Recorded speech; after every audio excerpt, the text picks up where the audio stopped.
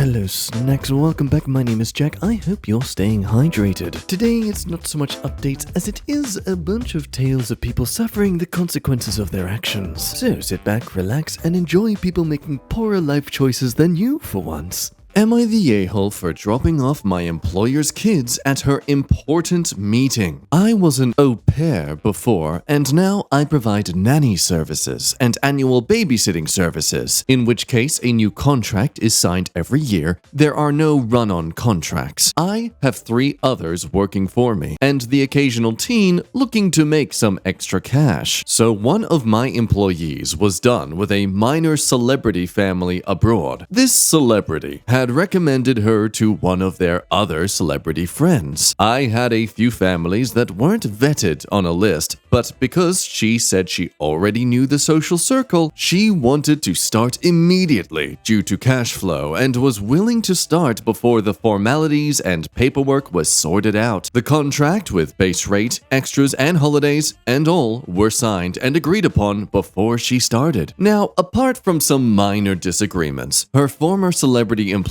was overall a good client. So I allowed her to start thinking their friend wouldn't be a hassle without vetting them. The first week went okay, and I got good feedback from her when I touched base with her. The second week, there were some minor disagreements, but the third week, they didn't serve her food because they felt she was getting paid enough to get her own food. So I contacted them and gave them a warning that they couldn't breach the contract and to reimburse her the cost of food. They agreed to it, but the day after, my employee contacted me and said they gave her what they thought she should use for food instead of her actual costs, and she wanted to quit. So I contacted them again and told them that there would be legal action if they didn't. They did begrudgingly, but left a voicemail wondering why she felt the need to eat papayas and pineapples, even though this is part of the children's diet and as per the contract she would get the same food, and other fancy stuff when she couldn't afford it. They also said people like her should stick to what is within the means of their budget. So I moved her out of this placement and came to an agreement that I would take over her duties until I found them a different one. This is in line with the contract. It's my responsibility if a nanny is sick or otherwise not able to do the job, not the parents. The children were not the best behaved, but due to their ages, I let it slide. Things got bad for me though during the 4th week, as it was my weekend off. When I woke up, she had written me a note taped to my bedroom door that she was gone for the weekend and that I should help her out this once, as I had given her a faulty nanny to begin with. This was in line with her character from what I had observed, but I was still shocked that she would pull this after me explaining the contract before taking over. I let it slide. When she returned, she came back with her husband. I sat them both down and told them that during my days off, which they would be informed about minimum 14 days prior as per contract, they had to arrange their own childcare. In addition, I reminded them that as they had now been given 2 warnings, the third would void the contract, which was in the contract. They tried to raise objections, but I reminded them that I was an employee, not a slave. 6 weeks from then, which was yesterday, I was supposed to have the weekend off. When I woke up in the morning, the house was empty apart from the children, the bearded dragon, the duck, and other animals. Even the chef wasn't there. The note she had left stated that she was out entertaining her friends and co-workers at the beach and that she would be back by 2. She said she would really appreciate it if I could do it just once more, as it was an important get-together. The children were more or less old enough to take care of themselves, so it wasn't a hard job. 2 o'clock came and went, and no sign of either of them. By 4, I had left several messages. By 5, their other celebrity friend came by to pick up some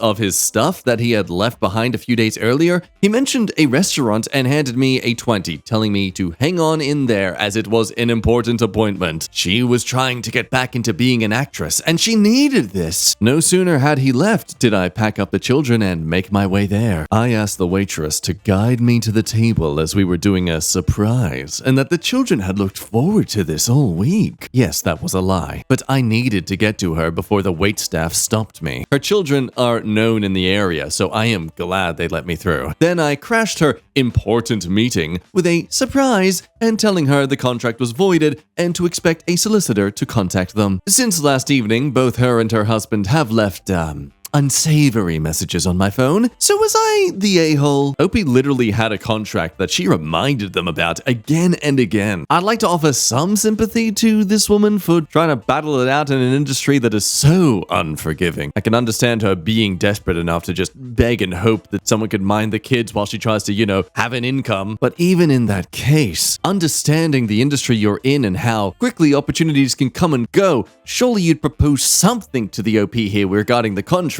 Offer to pay double for that day or something if you suddenly require her to take the day on to work instead of the day off that she organized prior. I don't know. What do you think? She gave them enough warnings, but the contract doesn't specify the ability to go ahead and just dump the kids wherever in public, Am I the a-hole for telling my girlfriend's husband about us? I didn't know that she was married. I started writing like 1,000 paragraphs, but I can and will boil it down to the essentials. We met at a bar in my city that is an old school pickup joint. On Thursdays, they do free salsa lessons, and there are always a lot of women there. I'm actually from Colombia, so I go for fun. I live downtown too, so we would just go to my place. I work out of town, so I don't need much. There wouldn't be room for 2 people there to live, but lots of room for other stuff. She said she lived with her sister and her sister's kids, so we never went to her place. The other thing is that she always took my calls and texted me back right away. It didn't seem like she was trying to hide me, but I found out from a friend that she is married and lives with her husband in a town just south of my city. We work in the same industry and he works with a friend of mine. I have actually worked with him before. In my job, I work at different petrochemical extraction and refining plants. So, over the course of my career, I have worked with thousands of guys. No exaggeration. He works in the head office now, so I guess she thought I would never run into him. So I debated about it and contacted him. I apologized for it and proved I wasn't lying to screw with him or anything. No revenge content or stuff like that, just screenshots of texts and such. Well, she then called me screaming that I ruined her life, that she wasn't hurting me, and that it wasn't my place to interfere. She blocked me after she ran herself down. Now, my buddies all think I'm an idiot for getting involved. They think I should either continue just what we were doing or broken up with her and let her go on with her life. None of them think I should have contacted her husband. Sir, please understand that all your friends are red flags. Do not introduce any of your future partners to your mates.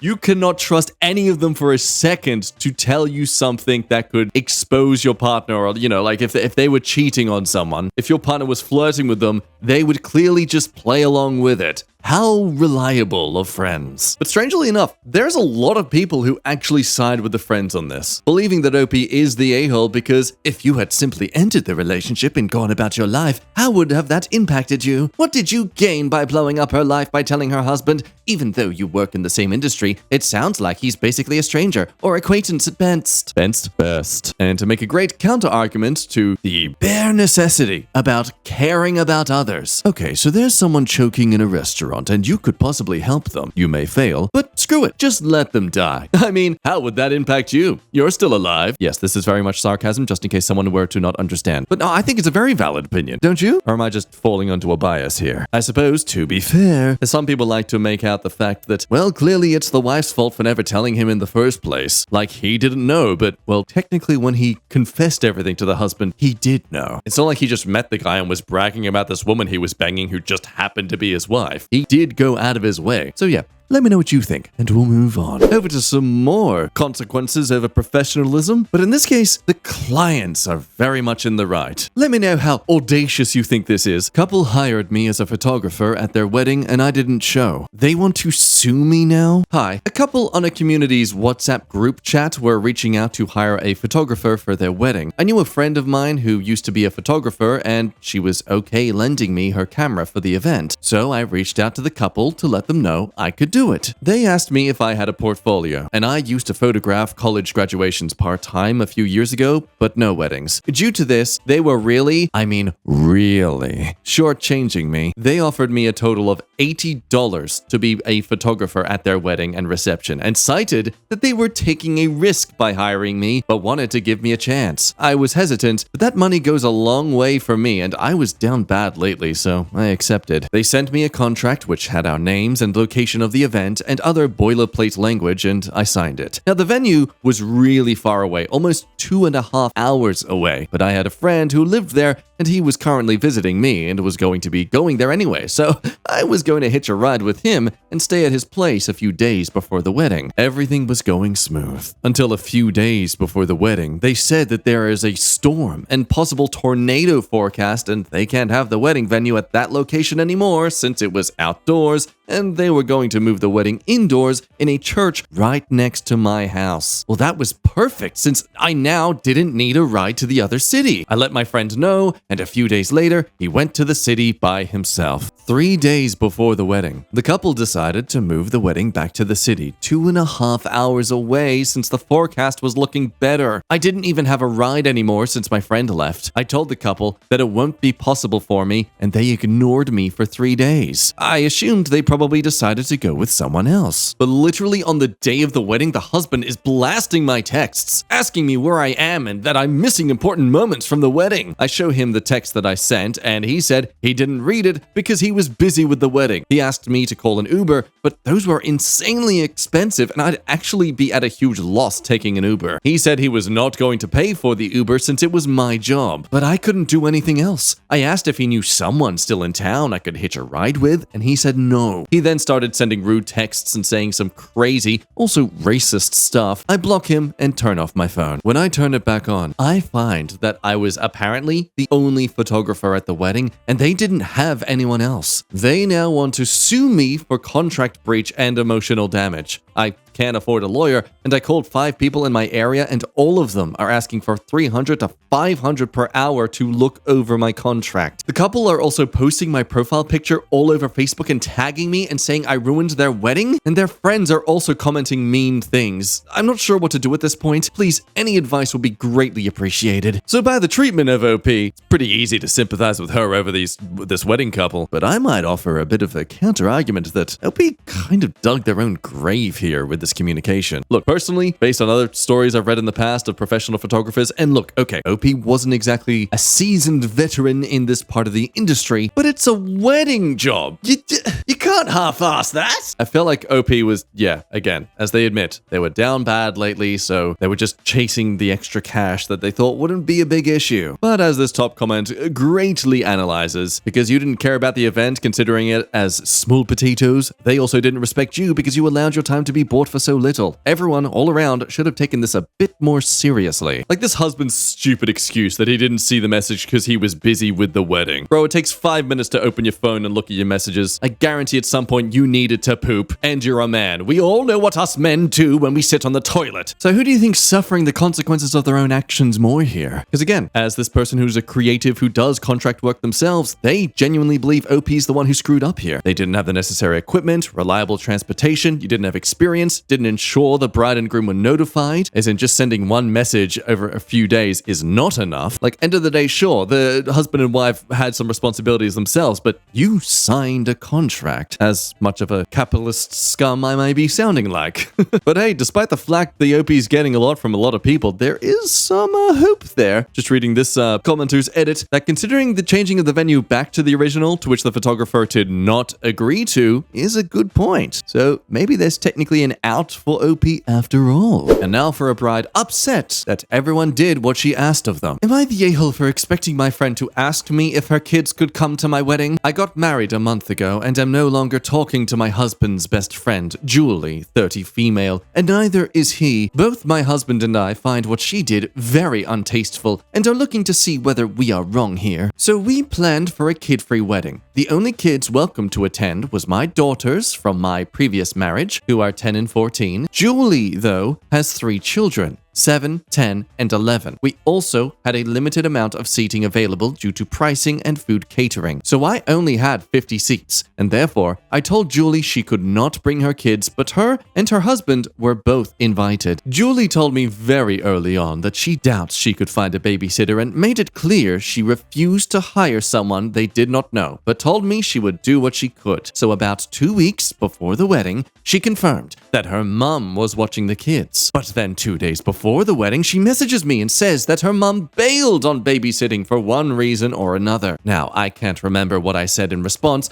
but anyways, wedding day comes and only 28 of the 50 people show up. I go to Facebook saying, "I have 22 extra seats at my wedding. Message me if you would like to join us on our special day." I figured Julie would be the first to reach out, but she never did. She reacted to my post, but that was it. She missed the wedding. My husband was very upset because this was literally his best friend and he wanted her there. So anyways, I reached out to her a few days later and told her that me and Wesley are very hurt that she did not come and that this was our big day and we needed her. She responded with, "Did you expect me to leave my kids in the car by themselves? At home? At a hotel?" I said, "No, I expected you to reach out and to ask me if your kids could come after knowing that no one else showed up." Oh my goodness. Okay, so you have a kid-free wedding and you expected me to look like a jackass by asking you to make an exception for my children to attend instead of just messaging me directly? My husband and I immediately blocked her after her hostile responses. He's feeling pretty bad and thinks we may have overreacted. I think we are in the right, however. Well, let's see what the populace thinks. Oops, someone's about to learn what a hostile response actually sounds like. "You're the a-hole, of course. You said she could not bring her kids, so she did not. If you changed your mind, you should have reached out." I mean, let's be real. All she posted was a post saying that half her party didn't actually turn up. That gives no information about the change of circumstances. And if anything, would just make the friend look like a prying butthole for trying to see if she can weasel her way through the rules that she's already abiding by. Gets people to wonder, how come only half of the invited guests showed up? Also, how convenient she remembers every conversation except her response to the mum bailing on babysitting. No doubt she said something that would make her come across in a bad light, I think. So yeah, what do you think? Was it unnecessary for Julie to lash out at them? Or should have they made the effort to actually reach out to Julie and let her know that circumstances have changed because they can now definitely afford to accommodate the kids? Now, is the partner insensitive here? Or is it the fiance who cried wolf? Am I the a-hole for inviting my parents to my house after they didn't respond to my fiance's medical emergency? My fiance, Allie, 31 female, is the type of person that calls people 2 or 3 times in a row when she wants to get a hold of them for anything. The first time she did this to my parents, we were driving to a concert, and I asked her to call my folks from my phone. She called, they didn't pick up. She started calling my mom again right away, and I asked what she was doing. My mom picked up right away, worried.